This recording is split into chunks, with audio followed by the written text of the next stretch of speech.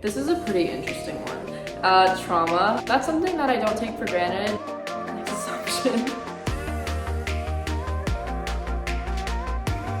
Hey guys, it's Erin and welcome to my channel. We just hit 100 subscribers and I cannot believe it. That means the absolute world to me. Thank you so much and I love you. For today's video, I'm going to be reacting to / answering your guys' assumptions. I tweeted out right here asking you guys to send me any assumptions that you have about me, regardless of if you know me or not. I tried my best not to look at them so that you'll be getting my full reaction. I'm excited to see what you guys said. So if you want to participate in future videos like this, please go follow me on Twitter because that is where I will be posting to ask you guys for this kind of stuff in the future before it gets shut down. For those of you who are new to my channel, welcome. And we're just gonna get right into the video. First assumption, you're quiet around people until you get fully comfortable. I would say that is pretty accurate. Not wrong, but it definitely depends on the setting. For me, if I'm in a room with some people I know and maybe some people that I don't, but they have a mutual friend with me, then I'm usually pretty good at talking to people I don't know. However, if I'm in a setting where, say I know one person and then it's like all their friends that I don't know, and I'm kind of like the only person that doesn't know everybody else, I can tend to be pretty quiet, like most of us are. We just tend to be more outgoing and extroverted and crazy with people that we're familiar with, but you can't have people you're familiar with if you don't go out of your way to talk to new people. I'm not necessarily quiet around people until I get fully comfortable. It's more so I am very reserved. That's a great way to put it. I'm much more reserved with people that I don't know or trust yet. However, once you get to know me, I'm pretty outgoing. Next assumption, you seem to be a passionate person about the things you like. I would definitely agree. The thing that I want to emphasize, which this is kind of bad, the last part is things you like.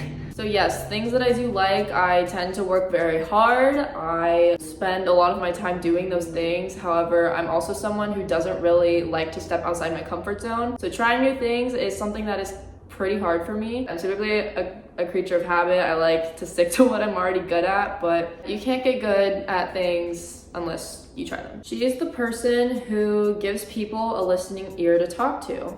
I would like to think so of myself. I think if somebody is, trusts me enough to open up to me about whatever they feel like they need someone to talk about, that's something that I don't take for granted because I don't open up easily to people especially about personal stuff. If it's something, more lighthearted, like how a class went or something like that, like whatever. But if I've earned somebody's trust to a degree where they feel comfortable talking to me about personal issues, then I'm more than happy to be that person to listen and try and help them get through it. Absolutely, I will be that listening ear. You seem like a person who is easy to talk to. I'm glad I give off that impression. I would hope so.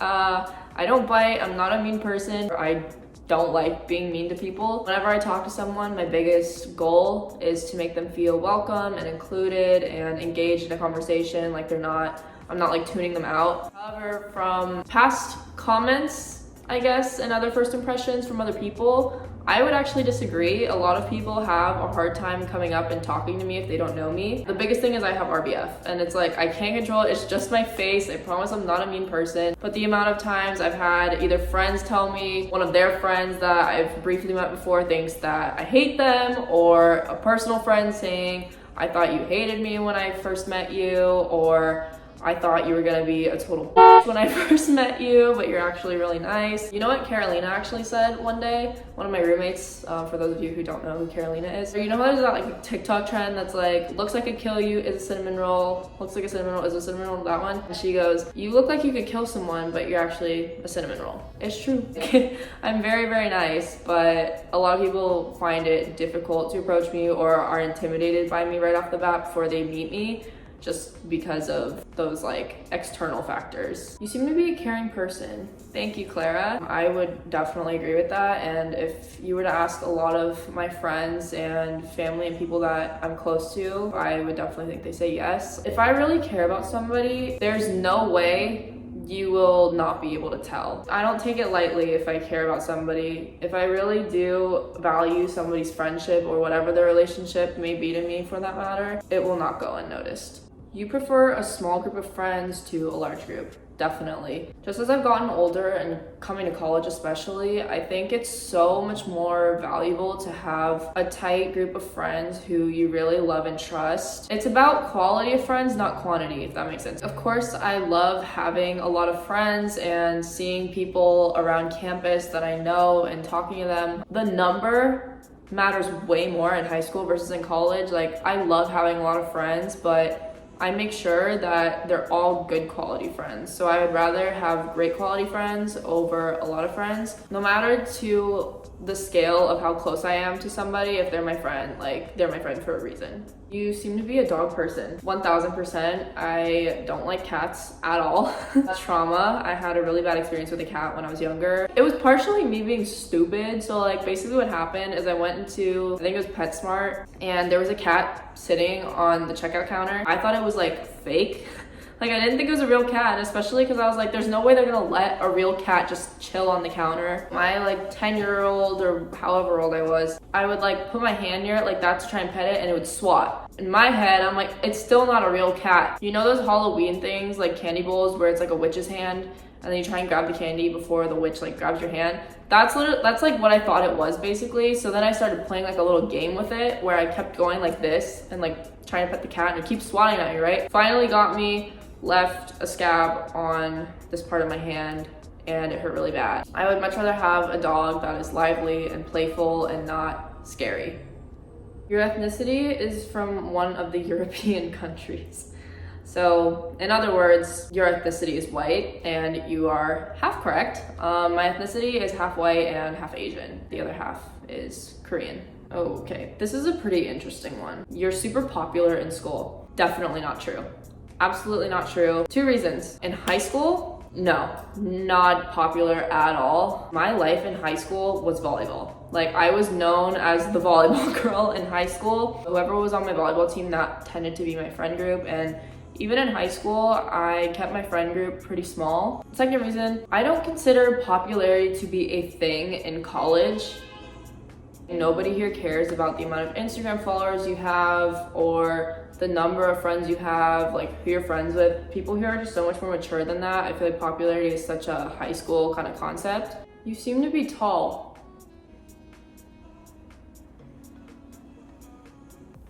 Next assumption. You're a fan of BTS? Absolutely. I love BTS. They're my #1 source of comfort. Am I getting emotional? But I can't even just begin to describe what BTS has done for me in terms of mental health, especially. Finding BTS was one of the absolute best moments of my life. You aren't the type to get easily attached to somebody. It takes time. 100%. I open up to people and get attached to people when they make me feel like I can trust them. Sometimes there's certain people who make you feel like you can trust them so quick and so early. 99% of the time, if I've gotten attached to a person really, really early on, it's all just blown up in my face. That has put that wall up of opening up to people and being willing to trust them and let them into my life kind of high. Yeah, it definitely does take time for me. Last one. You kind of give me Sebastian Moy vibes. LOL, I don't know. I don't know either. Don't get me wrong, I love Sebastian Moy. I don't really know what to take of that, but I guess I'll take it as a compliment. Do I give you Sebastian Moy vibes? Let me know in the comments. Alright you guys, that is it for today's video. I hope you enjoyed watching. I had so much fun answering all of your assumptions. Doing an interactive video like this was a little different, but it was so much fun just seeing what you guys kind of think of me or what vibe that I give off. If you like this video, then please give it a thumbs up down below, leave a comment, and subscribe, and turn on your post notifications for new uploads every single Wednesday. And I started uploading shorts every single Saturday, so now you're getting 2 uploads a week. Thank you again for 100 subscribers. It's absolutely insane from the bottom of my heart. I love you so, so, so much. I will see you in the next video. Bye. As long as we keep it low, low, low, low.